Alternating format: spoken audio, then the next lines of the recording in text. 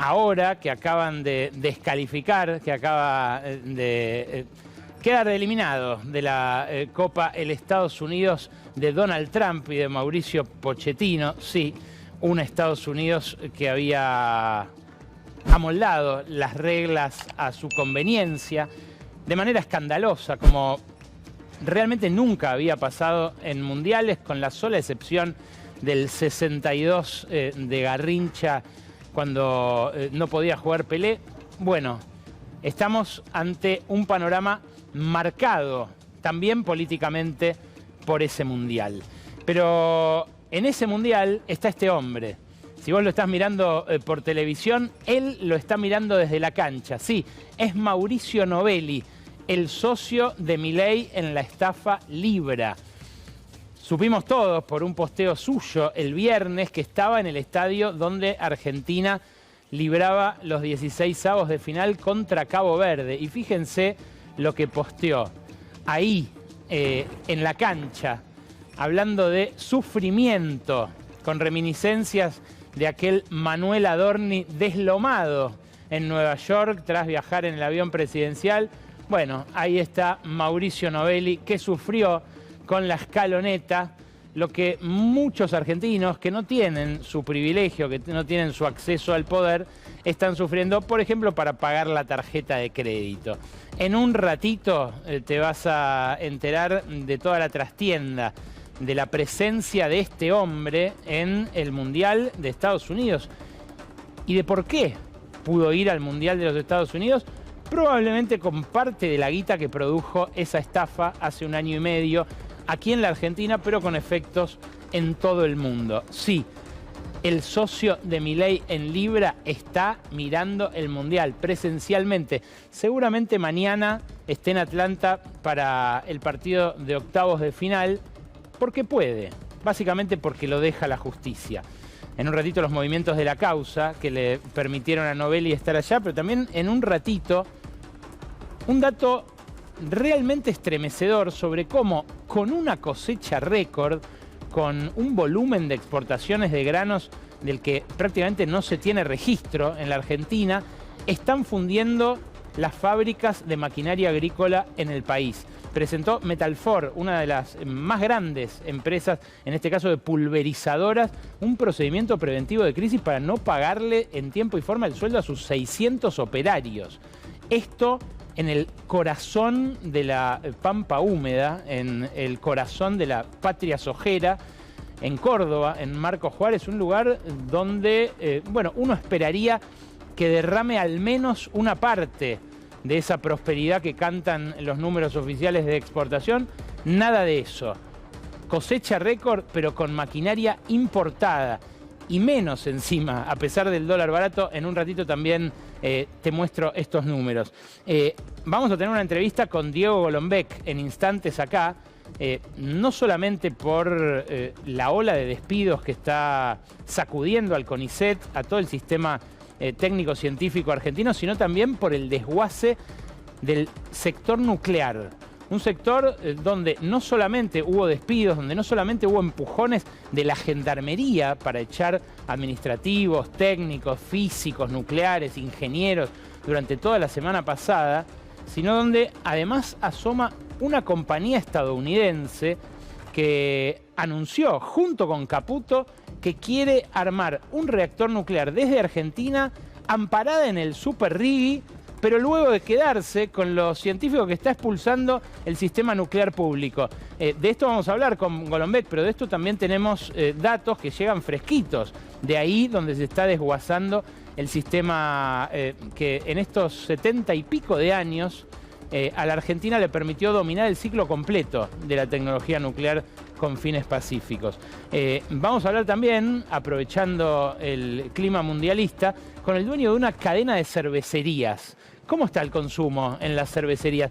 ¿Qué pasa con las intimaciones que están recibiendo a través de una empresa ligada a Karina Milei, pero intimaciones de la FIFA, al fin, para que no hagan propaganda de que pasan los partidos del Mundial en los bares?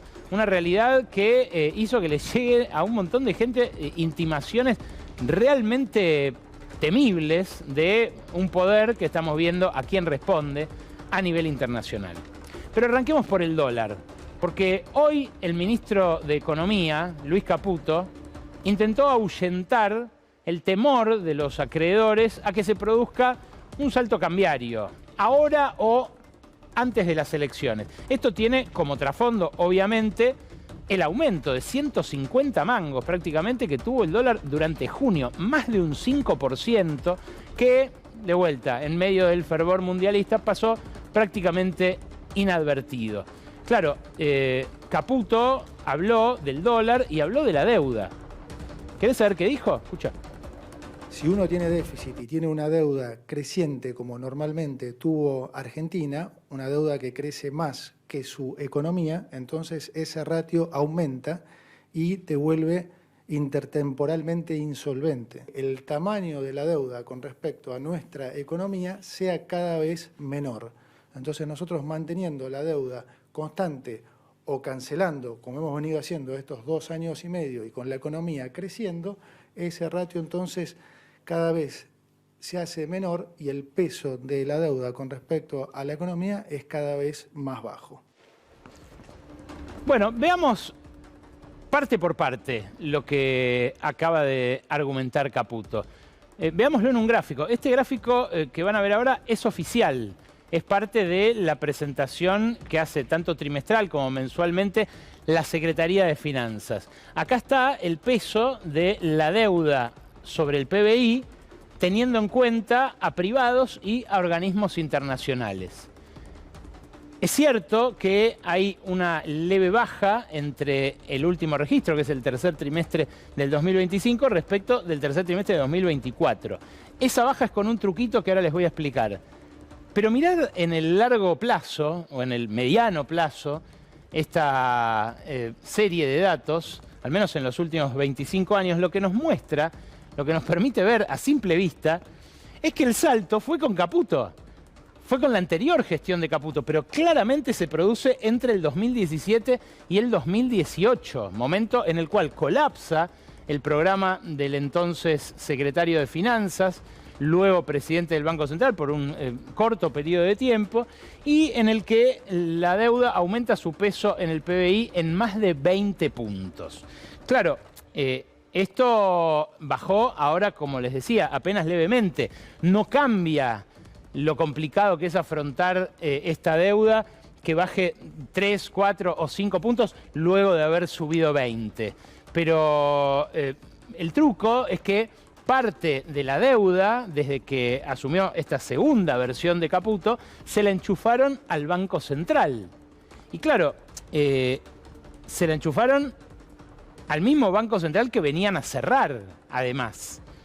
Qué curioso giro el de Javier Milei, que venía a cerrar el Banco Central, que incluso hacía publicidades como esta, donde lo incentivaban a pegarle a un Banco Central maquetado, donde aparecía todo disfrazado, planteándosele a una entidad que decía era el origen de todos nuestros males. ¿Y cuánta agua pasó bajo el puente desde que aquel Javier Milei, que decía que iba a prender fuego, que iba a cerrar, que iba a romper como una piñata el Banco Central, ahora tiene entre sus prioridades modificar su carta orgánica? Se lo dijo a los legisladores que citó la semana pasada Karina Milei, se lo dijo el propio presidente. Y claro, es curioso, pero es reflejo también de la metamorfosis que atraviesa esta ultraderecha, este oficialismo tan sui generis, del cual también va a hablar en un rato Lucía Isikov en el plano político. Claro, la deuda bruta de la administración central no para de aumentar, y esto, bueno, es lo que uno espera de un gobierno que ha hecho del pago de la deuda una religión. Este gráfico también es oficial, también es de la Secretaría de Finanzas, me lo bajé hace un rato, ustedes pueden hacer el ejercicio de ir al sitio del Ministerio de Economía, buscar estadísticas de la deuda, busquen esto, deuda bruta de la administración central, para que no les metan el perro, y ahí van a ver la deriva eternamente alcista que tiene esta deuda, que ya llega a arañar los 500.000 millones de dólares. Claro, en noviembre del 23, lo que teníamos era una deuda de 423.000 millones de dólares, de los cuales 264.000 millones eran en deuda en moneda extranjera. Eso se licuó parcialmente, la parte en pesos se licuó con la mega devaluación de diciembre del 23, pero ahora la deuda en moneda extranjera es más o menos lo mismo y la deuda total se fue a 480 y pico mil millones de dólares. Es decir, estamos hablando de una diferencia, neteándolo del Banco Central, de más de 70.000 millones de dólares. ¿Qué fue lo que pasó desde que asumieron Milei y Caputo? Bueno, se privilegiaron los pagos de la deuda, los intereses que ya exorbitantes había prometido Sergio Massa para intentar surfear esa crisis de su último año, del último año del peronismo en el poder. Empezaron a incrementar el capital y a agregarse a una deuda que ya venía muy elevada y llegamos a esta situación. Una movida muy confusa, una serie de conejos de la galera que fue sacando Caputo, pero que en realidad oculta lo que ocurrió. Lo que ocurrió es que llegó un préstamo del Fondo Monetario, que quedó esa deuda en cabeza del Banco Central, que son casi 20.000 millones de dólares que se fueron desembolsando con el tiempo, y que esa guita vino a alimentar la compra de dólares baratos por parte de los argentinos de guita que quedaron habilitados para hacerlo a partir de abril del año pasado. ¿Por qué digo argentinos de guita? Porque es 1 millón de personas el que consuetudinariamente compra dólares en la Argentina.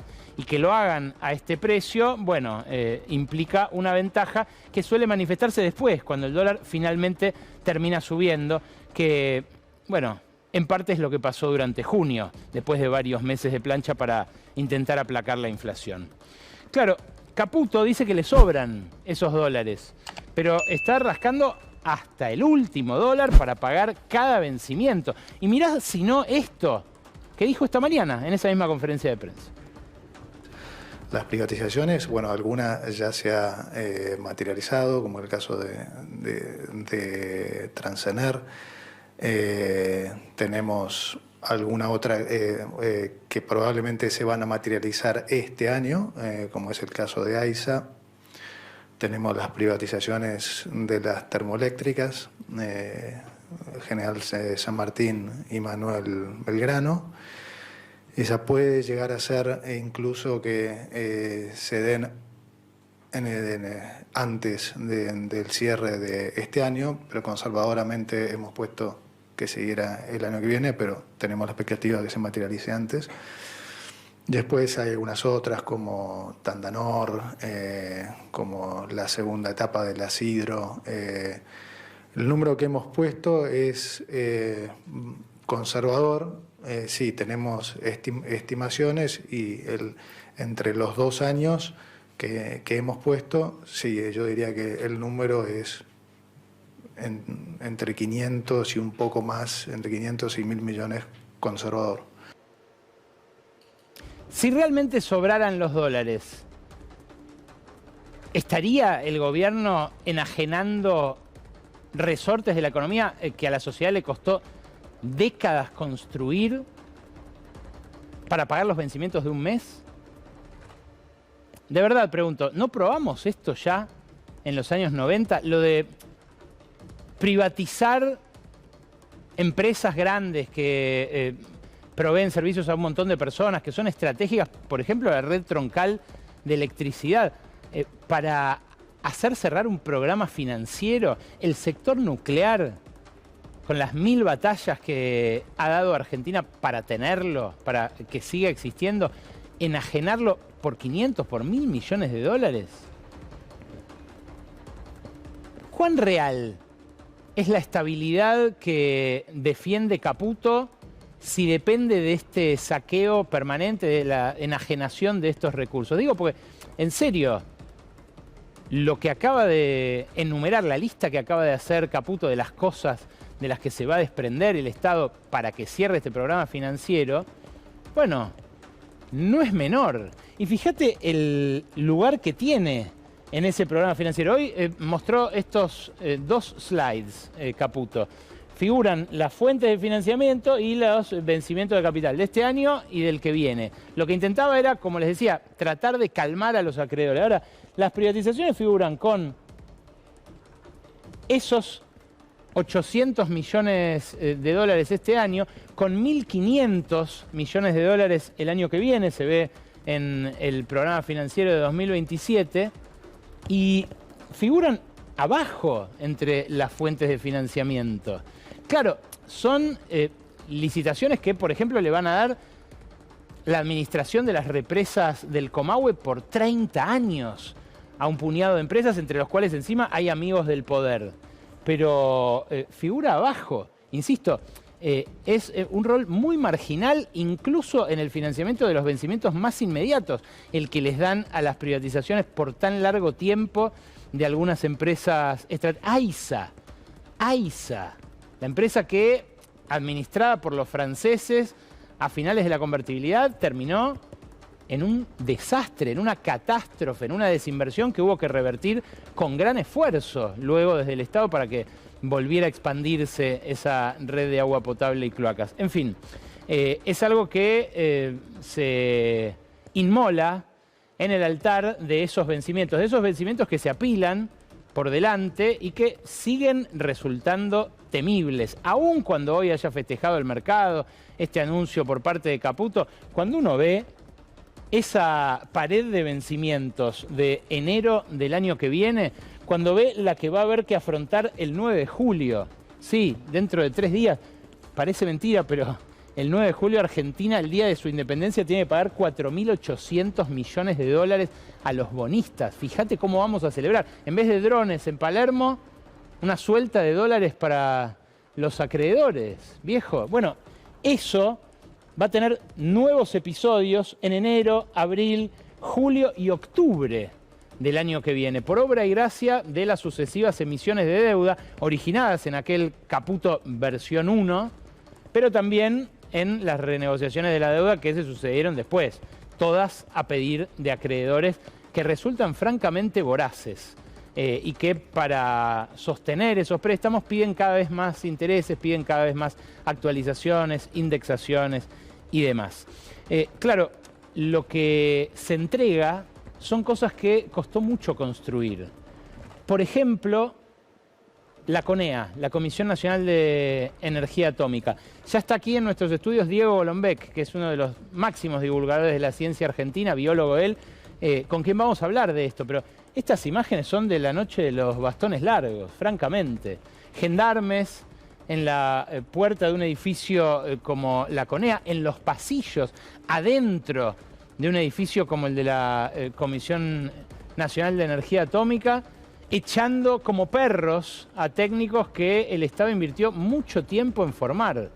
Esto que se vio y que llenó de vergüenza incluso a la gente que labura ahí, como este hombre, Martín Porro, el tipo al que pusieron al frente de la CONEA, se tuvo que ir custodiado por Gendarmería, luego de haber comunicado más de 200 despidos que también tuvieron lugar en el Centro Atómico Bariloche. Argentina domina el ciclo completo del combustible nuclear, opera 3 centrales de potencia, exporta reactores de investigación, le hemos exportado a Australia, por ejemplo, uno desde Bariloche, forma profesionales con reconocimiento internacional y sin embargo, este sector está siendo desguazado. Quedan sin trabajo profesionales que formó el Estado argentino, los echan o los empujan a irse al sector privado. La Comisión Nacional de Energía Atómica, acá estamos viendo Bariloche, paga 2 palos. En Bariloche ni el alquiler.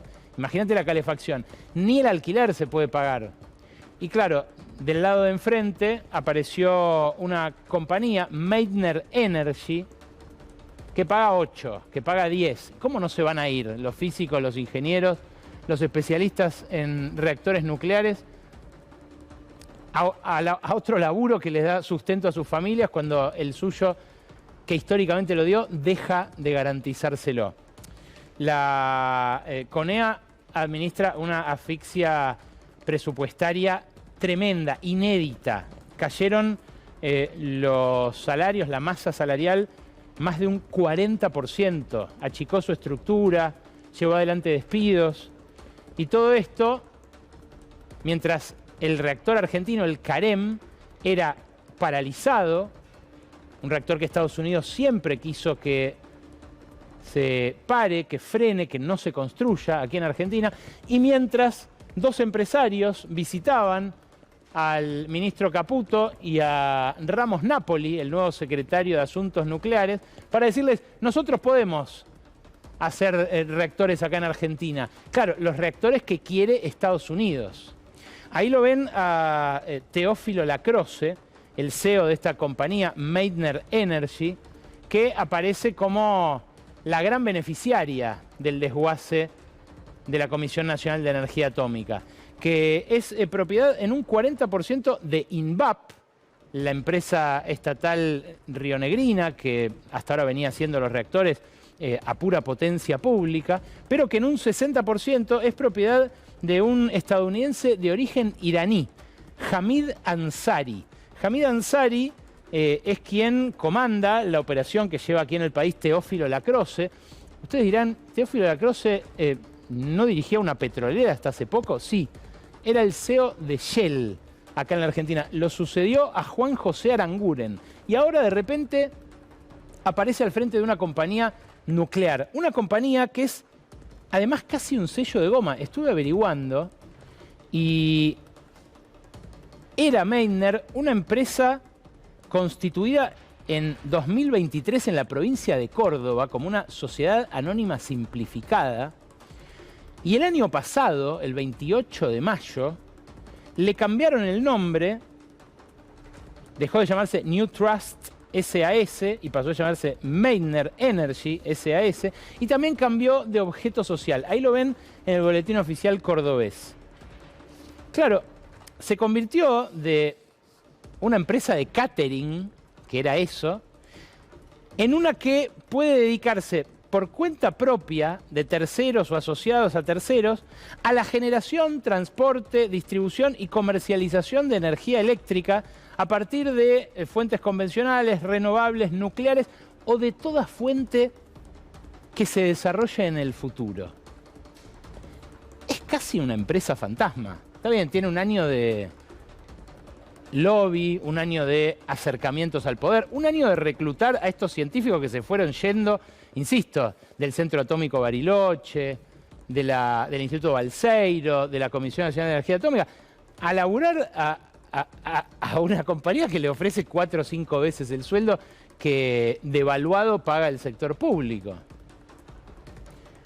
Ahora, esta gente le fue a pedir a Caputo rebajas de impuestos. Entonces, la guita que se van a ahorrar en no pagarle a los científicos nucleares en la Comisión Nacional de Energía Atómica, se la van a gastar en perdonarle impuestos a una empresa que era de catering, que hace un año le cambiaron el nombre y que ahora va a hacer los reactores con rebajas impositivas y con los científicos que formó el sistema público nuclear argentino. ¿Se entiende el desaguisado?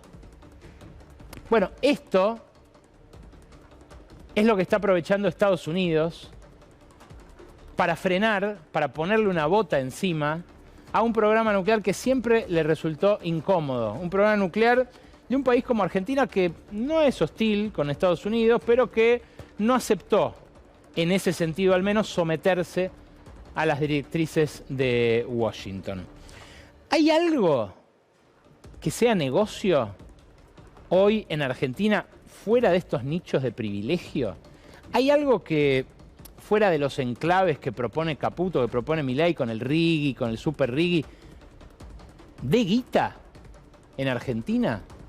Parece que no mucho.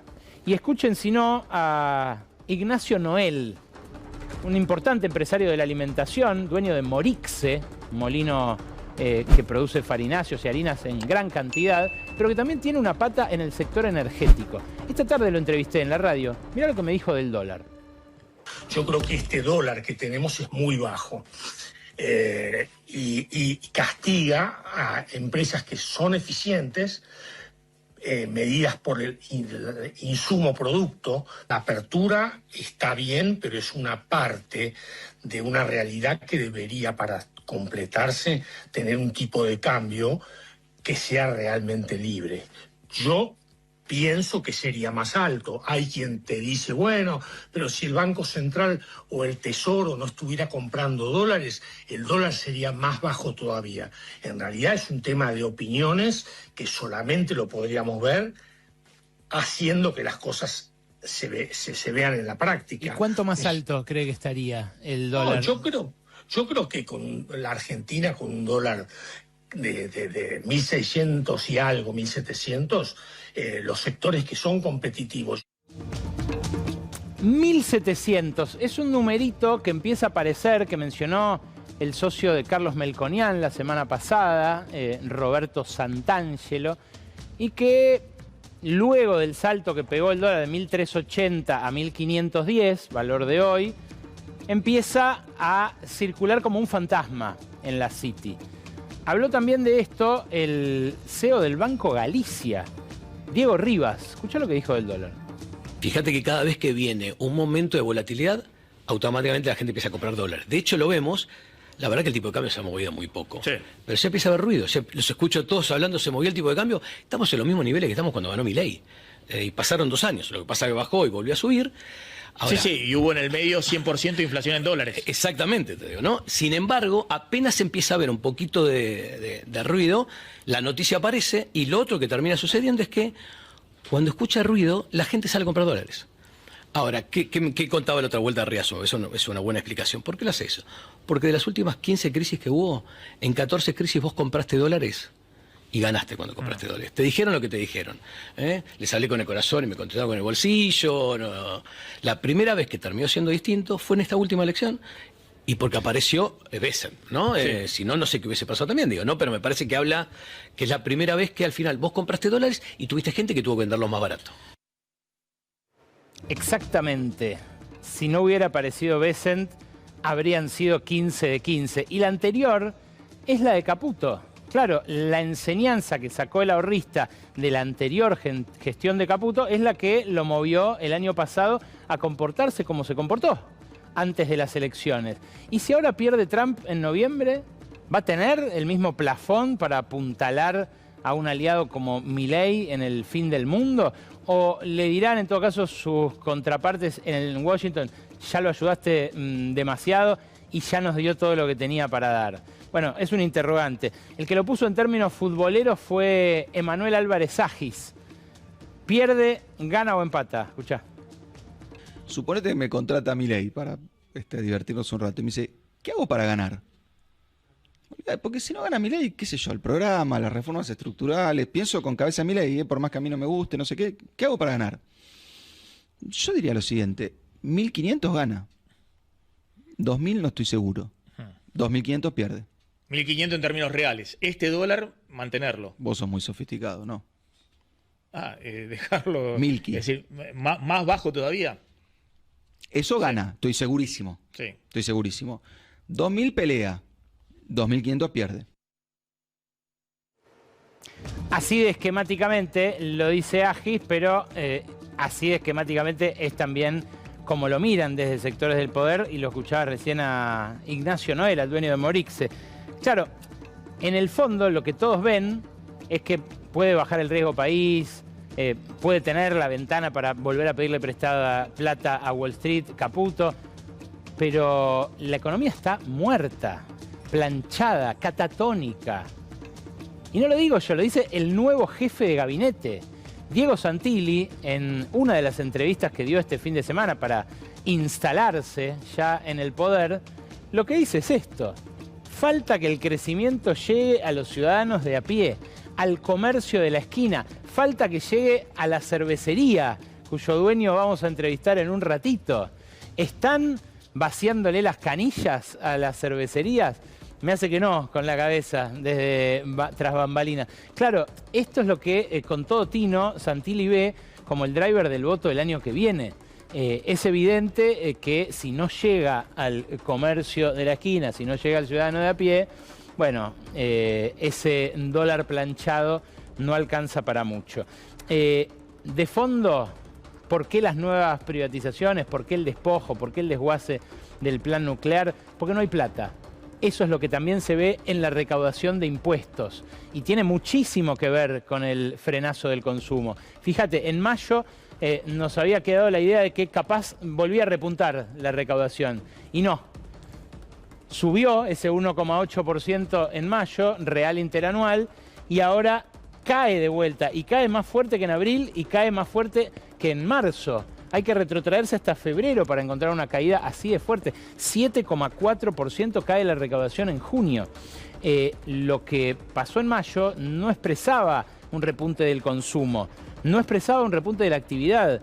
Estuvo impulsado por vencimientos extraordinarios del impuesto a las ganancias, por una cuestión contable, y en junio se vio que se agotó rápidamente. Fíjate, la recaudación de impuestos en el primer semestre del año, enero-junio, cae 5,3% en términos reales. Pero eso no es nada. Ganancias, 16,8% cae en términos reales. El IVA, principal impuesto de la estructura tributaria, 4,2% abajo. Esto es lo que refleja ese consumo frenado. Las retenciones, ¿sabes cuánto cayeron? ¿Cuánto cayó la recaudación de retenciones? 46% en términos reales. Le rebajan impuestos a sectores que pueden pagar y luego se encuentran con que no se los pueden cobrar a los sectores que no pueden pagar. ¿Qué termina pasando? Que el ajuste se muerde la cola. Mirá qué interesante es este otro gráfico del MATE, del grupo de economistas rosarinos que suelo citar acá tan profusamente, que tan bien laburan estas cosas. Acá se ve claramente cómo el ajuste se muerde la cola. La recaudación cae y cuando cae la recaudación cae el gasto. Desde que asume Milei eso se ve clarito. Cae la recaudación abruptamente. Si se recaudaban 100 pesos cuando asumió Milei, hoy se recaudan 61. Y el gasto, claro, se gasta 70. ¿Qué va a pasar cuando se encuentren con nuevas caídas de la recaudación? Va a haber nuevos recortes del gasto. Aún cuando Caputo ya dijo no se puede seguir ajustando más. Ya hicimos todo lo que... Ya le sacamos básicamente todo lo que le podíamos sacar a toda la gente a la que le podíamos sacar cosas. ¿Puede ser acaso que este ajuste termine trayendo una reactivación vía inversión? Bueno, es lo que suelen vender estos programas. Que se afecta al consumo, que se afecta a la recaudación, que luego se afecta al gasto, que ambas cosas contribuyen a hacer caer la demanda, pero que la inversión empuja. Bueno, la inversión no está empujando. Este gráfico sobre datos del Banco Central lo prueba. La inversión extranjera directa, ahora que habilitaron la salida de dividendos, está claramente en terreno negativo. Había empezado a irse algo por dividendos en abril, en mayo ya fueron más de 1.000 millones de dólares. Supera con creces lo que traen las multinacionales, lo que se llevan como dividendos del país. Y la inversión en máquinas y en equipo de transporte, la vieja formación bruta de capital fijo, la inversión en fierros, también está por el piso. 4 trimestres consecutivos de caída y el último 11% abajo. Es lo que cantó el INDEC. Y aún cuando el dólar está planchado, aún cuando importar maquinaria es cada vez más barato, cae la compra de maquinaria nacional y también cae la compra de maquinaria extranjera. Se la dejan traer usada. Imagínate el precio de saldo que representa eso. ¿Cómo no va a presentar procedimiento preventivo de crisis Metalfor? La planta de pulverizadoras que le decía en plena cosecha récord, presentó el procedimiento preventivo de crisis la semana pasada en Marcos Juárez, en Córdoba. ¿Cómo no lo va a hacer si vendió la mitad de pulverizadoras que había vendido en el primer trimestre del año pasado? Años de cosecha récord, años en los cuales los chacareros solían invertir a lo grande. Bueno, no es el caso de este año, no es la situación que estamos viviendo hoy. Te decía, el que sí hace negocio no lo hacen los comerciantes, no lo hacen los industriales, no lo hacen los que fabrican maquinaria agrícola. El que sí hizo negocio fue Mauricio Novelli. Y a él vamos a dedicarle este último tramo del editorial, porque al socio de Milei en la estafa Libra, la verdad que no se le cae la cara de vergüenza porque la tiene de amianto, ¿no? Sube esta foto desde el estadio donde jugaba Argentina el viernes. Sube 2 fotos, creo que hay otra más, en un hospitality, uno de esos lugares a los que muchos argentinos no se pueden permitir ir por lo caros que son. Y lo hace aún cuando sigue investigado por el caso Libra. ¿Qué pasó? ¿Por qué pudo viajar a Estados Unidos? Porque ese caso no avanzó. Porque el fiscal Eduardo Tayano se hizo el sota, se hizo el gil, arrastró los pies, como dicen los gringos, durante mucho tiempo. Y ahora el juez Marcelo Martínez de Giorgi terminó de darle el golpe de gracia a la causa. Excluyó de la querella a 5 particulares que habían invertido en Libra y le salvó la vida a este hombre, a Mauricio Novelli, que es pieza clave e indispensable de esta estafa. Esta señora que ven al lado del juez Martínez de Giorgi es su esposa, Ana Juan, que acaba de ser nombrada por el presidente Javier Milei y por el ministro de Justicia, Juan Bautista Maíquez, como jueza federal de Hurlingham. Así de fácil es desactivar una causa que parecía que tenía en jaque al poder. Una causa en la que vimos de todo, en la que vimos mensajes de Novelli a Milei, diciéndole cuándo tenía que tuitear, cuándo tenía que borrar, cuándo tenía que aparecer, cuándo tenía que desaparecer, en la que vimos el festejo de Hayden Davis en el Four Seasons con la gente que trajo de Estados Unidos acá para empujar esta meme coin, para empujar esta estafa. Bueno, Martínez de Giorgi considera que, a pesar de que entró 9 veces a la Casa Rosada y a Olivos, Mauricio Novelli, a pesar de que 5 de esas veces fueron autorizadas por Karina Milei y otras 4 por Manuel Adorni, ahora eyectado del firmamento oficial, este hombre puede ir a ver a la Argentina, a sufrir como se sufrió el viernes ante Cabo Verde. Porque el escarnio público por sus acciones, porque las penas que le caben como perpetrador de una estafa, eso no lo va a sufrir nunca.